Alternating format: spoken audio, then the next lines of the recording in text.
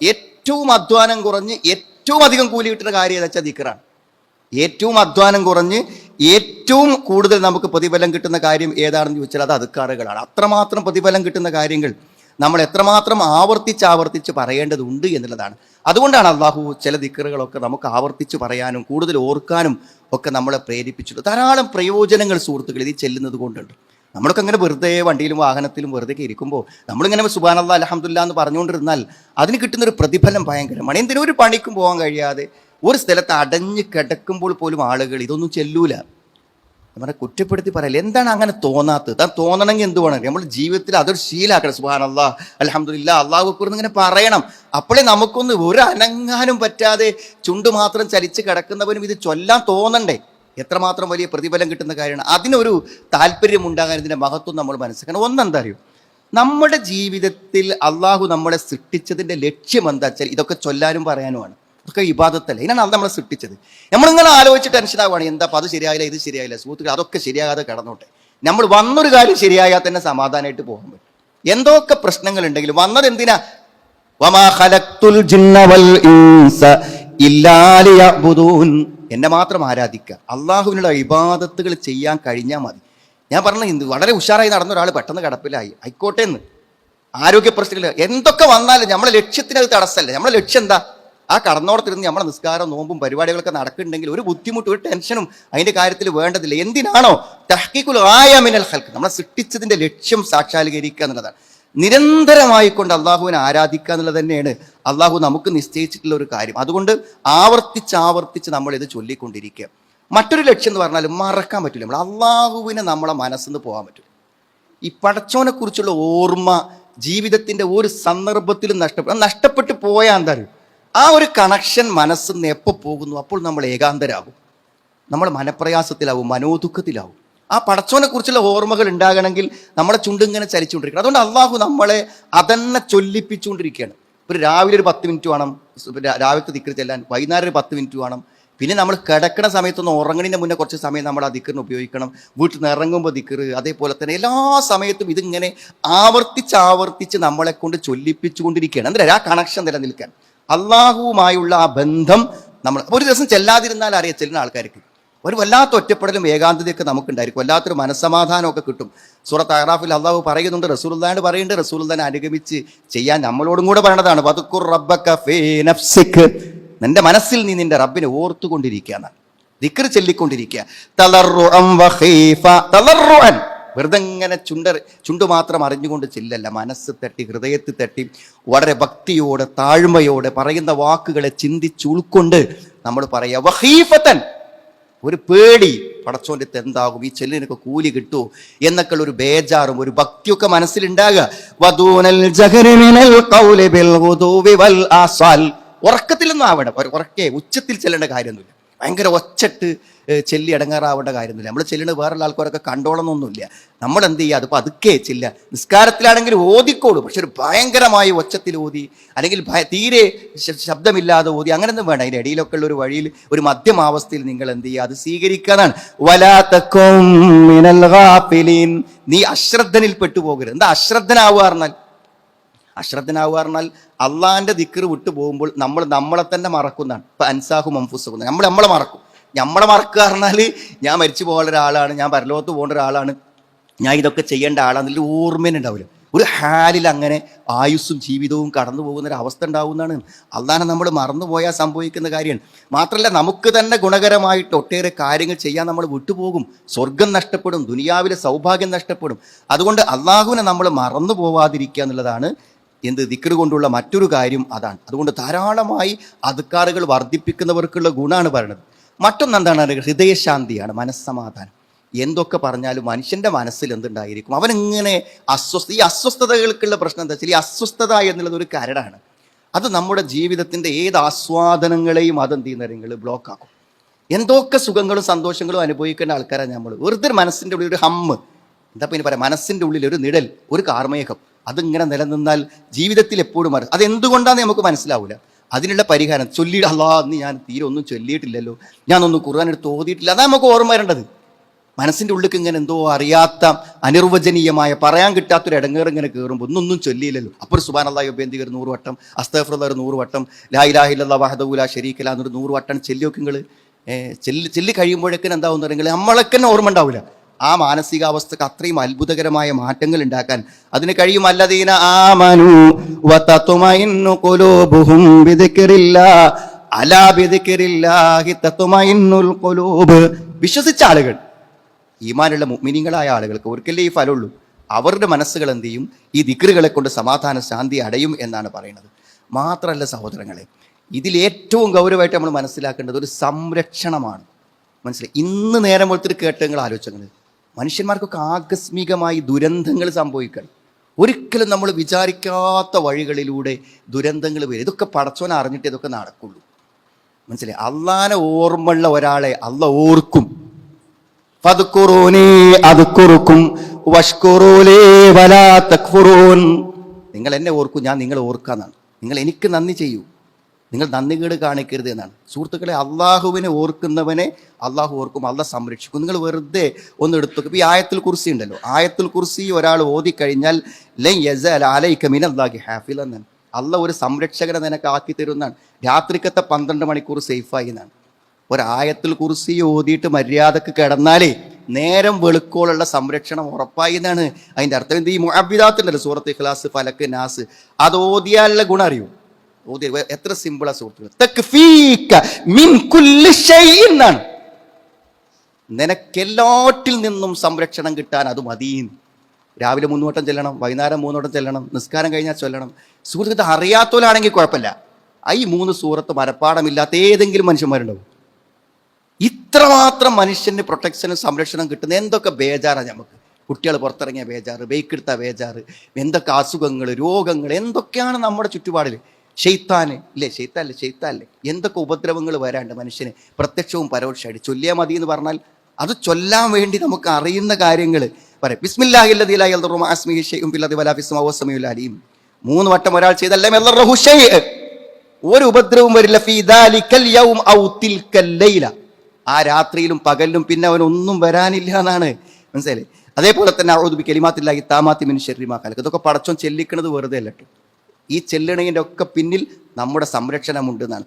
അന്ന് അവനെ ഒരു വിഷജന്തുക്കളും ആ രാത്രിയിൽ അവനെ സ്പർശിക്കുകയില്ല എന്നാണ്. എത്ര വലിയ കരുതലാണ് സുഹൃത്തുക്കൾ. അല്ലാഹുമ്മ ഇന്നി അഊദു ബി കലിമാത്തില്ലാഹി താമാത്ത്. സമ്പൂർണമായ സൗഖ്യം രോഗം വരുമ്പോഴല്ല, എപ്പോഴും പടച്ചോനോട് ചോദിക്കുക, പടച്ചോനെ രോഗം കൊണ്ട് പരീക്ഷിക്കരുത്, സൗഖ്യം തരണേ എന്നാണ്. അല്ലാഹുമ്മ ഇന്നി അസ്അലുക്കൽ ആഫിയത ഫി ദുനിയാ വൽ ആഖിറ. അല്ലാഹുമ്മ ഇന്നി അസ്അലുക്കൽ അഫ്വ വൽ ആഫിയ ഫി ദീനി വ ദുനിയായ വ ആഖിരി വ മാലി. അല്ലാഹുമ്മ അസ്തുർ ഔറാതി വ ആമിൻ റൗആതി. അല്ലാഹുമ്മ ഹ്ഫദ്നി മിൻ ബൈനി യദൈ, എൻ്റെ മുന്നിൽ നിന്നെ നോക്കണം, വമിൻ ഖൽഫിൻ്റെ പിന്നിൽ നിന്നെ നോക്കണം, വ അൻ യമീനി വ അൻ ശിമാലി, വലത്തുനിന്ന് നോക്കണം, ഇടത്തുനിന്ന് നോക്കണം. ഇതൊക്കെ രാവിലെയും വൈകുന്നേരവും നമ്മൾ അള്ളാഹുവോട് പറയുന്ന കാര്യമാണ്. മറത്തം വാഹിദ്, ഒറ്റ പ്രാവശ്യം പറഞ്ഞാൽ അള്ളാഹുവിൻ്റെ സംരക്ഷണം. മാത്രമല്ല മനസ്സിന്റെ ദുഃഖങ്ങളും വിഷമങ്ങളും മനസ്സിൽ ഇല്ലാതാകാൻ ഇങ്ങനെ പറഞ്ഞാൽ മതി എന്നാണ്. ഹസ്ബി അല്ലാഹു ലാ ഇലാഹ ഇല്ലാഹു, ഹസ്ബി അല്ലാഹു ലാ ഇലാഹ ഇല്ലാഹു. എന്തൊക്കെ ആലോചിക്കും സുഹൃത്തുക്കൾ. ഒരു മനസ്സിൽ ഇടങ്ങേറ് വന്നാൽ ഏത് ഡോക്ടറെ കാണുക, എന്ത് ഇടങ്ങാറുണ്ടായത്, എന്ത് എനിക്ക് സംഭവം, ഇതൊക്കെ ആലോചിക്കുമ്പോഴും ഹസ്ബി അല്ലാഹു ലാ ഇലാഹ ഇല്ലാ എന്ന് പറയാൻ നമുക്ക് തോന്നൂല. അപ്പോൾ തോന്നണം, ആ ദിക്റുകളുടെ മഹത്വം അറിയുമ്പോഴാണ് ഇതൊക്കെ നമുക്ക് തോന്നുന്നതാണ്. എല്ലാ ദിക്റുകളും ധാരാളം നമുക്ക് തഹ്സീൻ കിട്ടുന്ന, പ്രൊട്ടക്ഷൻ കിട്ടുന്ന ധാരാളം ഷിർക്കിൽ നിന്ന്, വിപത്തുക്കളിൽ നിന്നൊക്കെയുള്ള ധാരാളം ദിക്റുകൾ നമുക്ക് പഠിപ്പിക്കപ്പെട്ടിട്ടുണ്ട്. പിന്നൊന്ന് പറഞ്ഞല്ലോ അദ്കാറുകളുടെ പ്രാധാന്യം. പിന്നെ ഒന്ന് പറഞ്ഞത് ചെറിയ അധ്വാനം കൊണ്ട് വലിയ പ്രതിഫലം. അതങ്ങനെ തന്നെ നബി സ്വല്ലല്ലാഹു അലൈഹി വസല്ലം പറഞ്ഞിട്ടുണ്ട്. കലിമത്താനി ഖഫീഫത്താനി അലൽ ലിസാൻ, നാവിന് വളരെ ലളിതമായ 2 പദങ്ങൾ, പറയാൻ ഒരു ബുദ്ധിമുട്ടുമില്ല. സഖീലത്താനി ഫിൽ മീസാൻ, മീസാനിൽ വളരെയധികം കനം തൂങ്ങും. ഹബീബത്താനി ഇലർ റഹ്മാൻ, അള്ളാഹുവിന് ഏറ്റവും ഇഷ്ടപ്പെട്ടതാണ് ആ വാക്ക്. സുബ്ഹാനല്ലാഹി വബിഹംദിഹി സുബ്ഹാനല്ലാഹിൽ അലീം. അതപ്പോൾ 2 കലിമത്ത്, സുബ്ഹാനല്ലാഹി വബിഹംദിഹി സുബ്ഹാനല്ലാഹിൽ അലീം. എല്ലാവർക്കും അറിയുന്ന ഒരു കാര്യമാണ്. ഇതാരെങ്കിലും 100 വട്ടം പറഞ്ഞാൽ ഹുത്തത്ത് ഖതായാഹു വഇൻ കാന മിസ്ല സബദിൽ ബഹർ. ഒരു കടലിലെ തിരമാലകളോളം പാപങ്ങളുണ്ടെങ്കിലും ഇത് 100 വട്ടം പറഞ്ഞാൽ അത് മാഞ്ഞു പോകുന്നതാണ്. ദിക്റിന്റെ ഗുണങ്ങളും മഹത്വങ്ങളും പണ്ഡിതന്മാർ പറഞ്ഞു കൊടുത്താണ്. ആവർത്തിച്ച് ചെല്ലുന്നതിൽ വിരസത വേണ്ട. അപ്പോൾ നമുക്ക് എത്ര വട്ടം ചെല്ലാൻ പറ്റുമോ അത്ര വട്ടം ചെല്ലണം എന്നാണ് ഈ മഹത്വങ്ങൾ കേട്ടാൽ നമുക്ക് തോന്നുക. മറ്റൊന്ന്, വിശ്വാസപരമായ ചില ആശയങ്ങൾ നമ്മുടെ മനസ്സിൽ വേരൂന്നിക്കാൻ ഈ ദിക്റുകൾക്ക് പറ്റും. ഉദാഹരണം പറയുകയാണെങ്കിൽ ലാ ഹൗല വലാ ഖുവത്ത ഇല്ലാ ബില്ലാ, ലാ ഹൗല വലാ ഖുവത്ത ഇല്ലാ ബില്ലാ എന്ന് നീ പറഞ്ഞാൽ അൻത തഅതരിഫു ബിദ്ഉഫിക, പടച്ചോന് മാത്രമേ കഴിവുള്ളൂ, പടച്ചോന് മാത്രമേ ശക്തിയുള്ളൂ എന്ന് പറയുമ്പോൾ ഞാൻ എത്ര ദുർബലനാണ്, നമുക്കൊന്നും കഴിയൂല.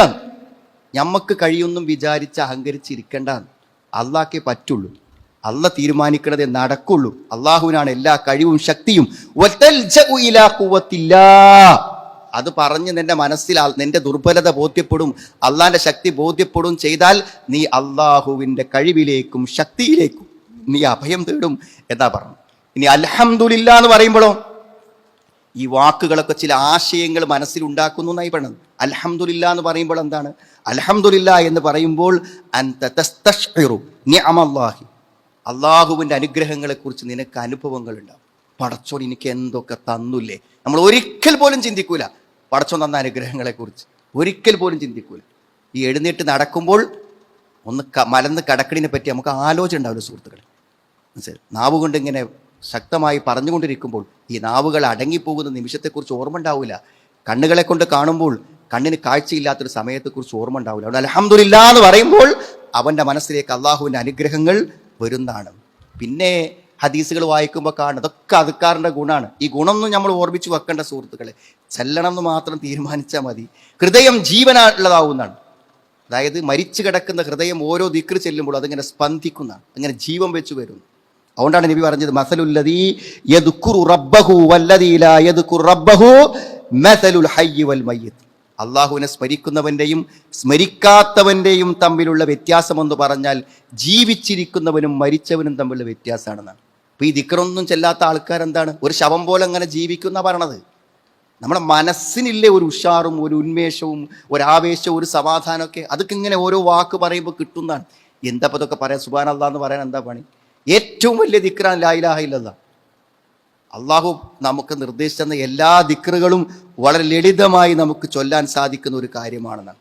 അപ്പോൾ എല്ലാ അശ്രദ്ധകളിൽ നിന്നും ഉണർന്ന് ഒരു നല്ല സജീവമായ ഉണർച്ചയുള്ള ജീവിതം മനുഷ്യന് സാധ്യമാകാൻ, അവനെപ്പോഴും പ്രവർത്തന നിരതനാകാൻ, മനസ്സിന് സമാധാനമുണ്ടാകാൻ, ജീവിതം എപ്പോഴും ഒരു ശാന്തി സമാധാനത്തിൽ മുന്നോട്ട് പോകാൻ, ജീവിത ലക്ഷ്യം സാക്ഷാത്കരിക്കാൻ, നമ്മുടെ ഹൃദയങ്ങൾ എപ്പോഴും പ്രകാശമാനമായി നിലനിർത്താൻ അനിവാര്യമായിട്ടാണ് ദിക്ർ. അതുകൊണ്ടാണ് 3 ദിവസം അതിന് നിശ്ചയിച്ചത്. തിന്നോളിയും കുടിച്ചോളിന്നാണ്. ദിക്ർ വേണം ഇന്നത്തെ ഈ അയ്യാമുത്ത് ശരീക്കിൽ. അതേപോലെ തന്നെ ഭക്ഷണം കഴിക്കും, അതേപോലെ തന്നെ കുടിക്കും ചെയ്യാം. നമ്മൾ ഉളുഹിയത്തിൻ്റെ മാംസമൊക്കെ വളരെ ഉഷാറായിട്ട് എന്ത് ചെയ്യണം, വല്ലാതെ ഒന്നും ബേജാറ് എപ്പോഴും നമ്മൾ ആ ഭക്ഷണം കഴിക്കില്ലല്ലോ. ഇങ്ങനത്തെ ദിവസങ്ങളിലൊക്കെ എന്ത് ചെയ്യുക, നല്ല സന്തോഷത്തിൽ ഉണ്ടാക്കി പാചകം ചെയ്ത് നമ്മൾ തന്നെ കഴിക്കാൻ വേണ്ടി കുലൂ മിൻഹു എന്നാണ് ഉളുഹിയത്തിൻ്റെ മാംസത്തിൽ ഒന്നാമത്തെ കാര്യം. കുലൂ മിൻഹു, അതിന് നിങ്ങൾ തിന്നണം എന്നാണ്.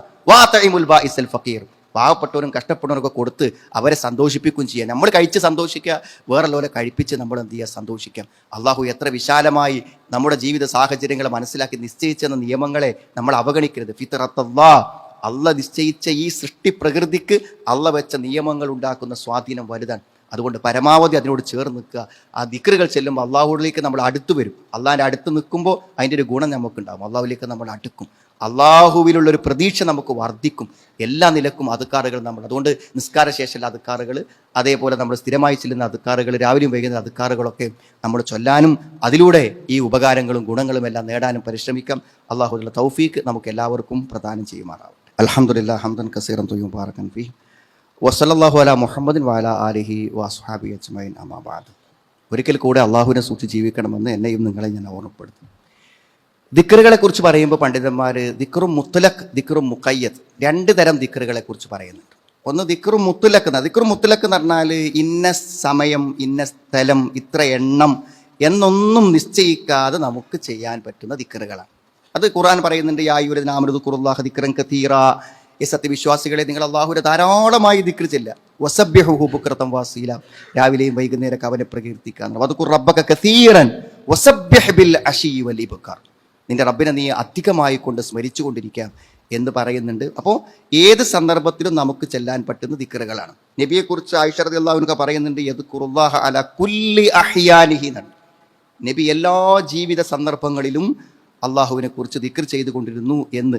വദ്കുറുല്ലാഹ കസീറൻ ലഅല്ലകും തുഫ്ലിഹൂൻ, നിങ്ങൾ അള്ളാഹുവിനെ ധാരാളമായി സ്മരിക്കുക, നിങ്ങൾ വിജയിച്ചേക്കാം. ധാരാളം ആയത്തുകൾ, അദ്ദാക്കിരീൻ അല്ലാഹു വദ്ദാക്കിറാത്ത്, അള്ളാഹിനെ ധാരാളമായി സ്മരിക്കുന്ന പുരുഷന്മാർ, സ്മരിക്കുന്ന സ്ത്രീകൾ. മറ്റൊന്ന് ദിക്റുൽ മുഖയ്യദ, അതായത് ഉപാധികളോടെ ഉള്ളത്. അതായത് ഇന്ന സ്ഥലത്ത് ഇത്ര എണ്ണം ഇന്ന സമയം എന്ന് നിശ്ചയിച്ചാണ്. അതിലെന്താണ് എന്ത്, ഇപ്പോൾ നമ്മൾ നിസ്കാരശേഷം അല്ല അദ്കാർ വാരിദ, ഈ പിന്നെ നിസ്കാരശേഷം വരെ ദിക്റുകൾ. അപ്പോൾ നമ്മൾ 33 വട്ടം സുബ്ഹാനല്ലാഹ്, അതേപോലെ അൽഹംദുലില്ലാഹ്, അല്ലാഹു അക്ബർ, പിന്നെ അത് 100 തേക്കുന്ന അരൂപ. അത് നമ്മൾ പിന്നെ ആ എണ്ണം തന്നെ കണിശമായി പിടിക്കാന്നല്ലേ. ദിക്റല്ലേ ഒന്നും കൂടിക്കോട്ടെ വിചാരിക്കണ്ട, നമ്മളതിൻ്റെ എണ്ണപ്രകാരം ചില്ല. അതേപോലെ തന്നെ പിന്നെ നിശ്ചയിച്ചത് അങ്ങനെ തന്നെ വേണം. ഉറങ്ങണ സമയത്ത് പലപ്പോഴും പലതരത്തിലുള്ള ദിക്റുകളുണ്ട്. അതൊക്കെ നിശ്ചയിച്ചത് പ്രകാരം ആ സമയത്തന്നെ നമ്മൾ എന്ത് ചെയ്യുക, നിശ്ചയിച്ചതുപോലെ ചെയ്യുക എന്നുള്ളതാണ് കാര്യം. അപ്പോൾ ഈ മുത്തലക്കായ ദിക്റുകളും ഒക്കെ, അപ്പോൾ ചില ആളുകൾ എന്താ വെച്ചാൽ ഈ മുക്കയ്യതായ ദിക്ർ മാത്രമുള്ള ദിക്ർ എന്ന് വിചാരിച്ചിട്ട് ആ സമയത്ത് മാത്രം ചെല്ലുന്ന ആളുകളുണ്ട്. അപ്പോൾ എപ്പോഴെങ്കിലുമൊക്കെ ഒരു യദുർ സുബ്ഹാനല്ലാഹ്, അൽഹംദുലില്ലാഹ്, അല്ലാഹു അക്ബർ എന്നൊന്നും പറയില്ല. നേരെ മറിച്ച് അത് വ്യാപകമായി തന്നെ പറയാൻ പറ്റുമെന്ന് മനസ്സിലാക്കുമ്പോൾ നമ്മുടെ ജീവിതത്തിൻ്റെ ഭാഗമാകും. കുറച്ചും നമ്മൾ ശ്രദ്ധിച്ച് തുടങ്ങിയാൽ പിന്നെ നമ്മൾ അറിയാതെ അതിങ്ങനെ പറഞ്ഞുകൊണ്ടിരിക്കും എല്ലാ സമയത്തും. അപ്പോൾ നമുക്ക് അതിലുള്ള സംവിധാനങ്ങളുണ്ട്, നമുക്ക് ചില പിന്നെ ആപ്ലിക്കേഷനുകളുണ്ട്, സമ്പൂർണ്ണമായിട്ട് ഉപയോഗിച്ചാൽ നമുക്കിങ്ങനെ നീർത്തിച്ചിട്ട് രാവിലെ വൈകുന്നേരം ദിക്റുകൾ ഇങ്ങനെ മറിച്ച് ഓരോ ദിക്റുകൾ ഇങ്ങനെ ചൊല്ലി അതിൻ്റെ അർത്ഥം മനസ്സിലാക്കി തന്നെ പോകാൻ പറ്റിയതുണ്ട്. കുറച്ച് സമയം ആ മഗ്‌രിബിൻ്റെ മുമ്പും അതേപോലെ തന്നെ സുബഹി നമസ്കാരം കഴിഞ്ഞ് ഉദയത്തിൻ്റെ മുമ്പുമായിട്ട് നമ്മൾ ചെയ്യുകയാണെങ്കിൽ അത് വലിയ ഈ പറയപ്പെട്ട എല്ലാ പ്രയോജനങ്ങളും നമുക്കുണ്ടായിരിക്കും. അതുകൊണ്ട് ദിക്റുകൾ ചെല്ലാൻ വദ്കുറുല്ലാഹ ഫീ അയ്യാമി മഅലൂമാത്ത്, നിങ്ങൾ അള്ളാഹുവിനെ സ്മരിക്കാൻ വേണ്ടി അള്ളാഹു നിശ്ചയിച്ചെന്ന ദിനങ്ങളാണിത്. അതുകൊണ്ട് ഈ ദിനങ്ങളിൽ പ്രത്യേകിച്ചും ജീവിതത്തിൽ ഉടനീളവും അത് ചെല്ലാനും ഏറ്റവും അഫ്ളൽ ദിക്റായിട്ട് ലാ ഇലാഹ ഇല്ലല്ലാഹ് ചൊല്ലിയാണല്ലോ നമ്മൾ മരിക്കേണ്ടത്. നമ്മുടെ ജീവിതത്തിൽ ഇതൊക്കെ ചൊല്ലി ശീലിച്ച് മുന്നോട്ട് കൊണ്ടുപോകുമ്പോഴാണ് നമുക്കത് എപ്പോഴും സന്ദർഭങ്ങൾ ഓർമ്മിക്കാൻ പറ്റും.